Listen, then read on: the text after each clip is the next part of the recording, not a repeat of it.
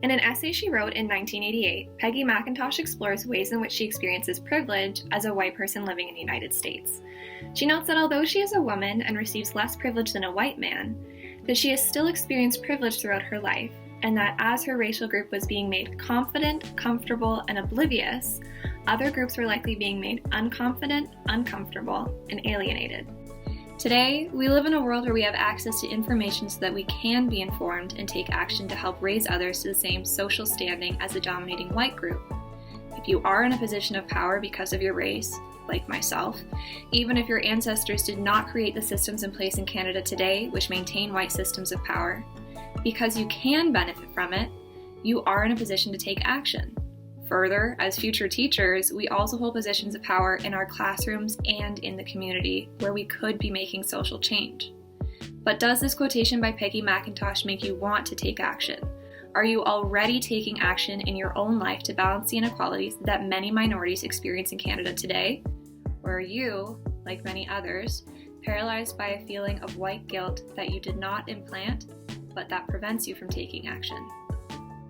This is Mike. Mike is a teacher candidate and is identified as by others as being white. He wants to help create social change as he sees inequality around him and conducts his own research so that he is informed. He feels guilty about the racial inequality that his peers and members of his community experience, but he still does not act. He is paralyzed by his white guilt. One of the reasons that people like Mike might feel paralyzed by guilt and do not contribute to social change is because social change is ongoing and requires consistent effort. Because social change can require a higher level of support and perseverance, many people feel overwhelmed from the beginning or when they are met with a hurdle and they feel unable or unwilling to continue maintaining the cause. Essentially, they become paralyzed in action at any point along this continuum. Recently, Mike completed a teacher candidate placement and noticed that there were very few students or teachers of color. This prompted him to support his critical engagement with race. The persistent gaps between a largely white profession and ethnically diverse school populations have brought renewed calls to support teachers' critical engagement with race. Programs examining the effects of racism have had limited impact on practice, with student teachers responding with either denial, guilt, or fear. School board data demonstrates there is a lack of diversity in the teaching profession. According to a staff census at the Halton District School Board, Black teachers make up 1.9% of all elementary school teachers and 1.6% of all secondary school teachers. This exists in a region where nearly 3% of the student population is Black. Recent calls of action have had school boards reflect critically on social justice issues, particularly within physical education. As stated by Levy 2022, some of the racialized assumptions that exist within the physical education sector include: physical education is recognized as being colonized white spaces, and there is often common misconceptions associated that students from ethnically diverse backgrounds would be less able in phys ed and more difficult to teach. Given the lack of strong institutional policy support, teacher educators report the often individualized and exhausting nature of their efforts to engage white students in the critical examination of race and the challenge of moving them beyond the common responses of guilt, fear, or hostility. But what can Mike do? As a future educator, here is what you can do to take action. 1. Understand that racism is still present today, not just something of the past. 2. Understand that race is socially constructed, but has profound effect on educational experiences and outcomes. 3. Recognize ways in which racism is institutionalized in systems like education so that we can combat it in our classroom. 4. Gain comfort and practice in reading, reflecting on, and addressing racially stressful encounters. 5. Applying our racial literacy stance and skills to our understanding of our roles as educators, it is important to use multicultural material within the classroom to accomplish this.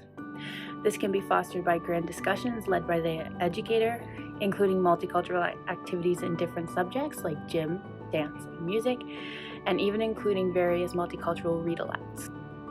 One of the most important ways to take action and enhance multicultural education to deter being paralyzed by white guilt is to understand that if we are going to critically examine our students' responses to anti-racism work, we must also be willing to critically examine our own thoughts, words, and actions, as stated by Elizabeth Kenyon. One of the most important things to do in order to take actions against white guilt is educating yourself on the topic.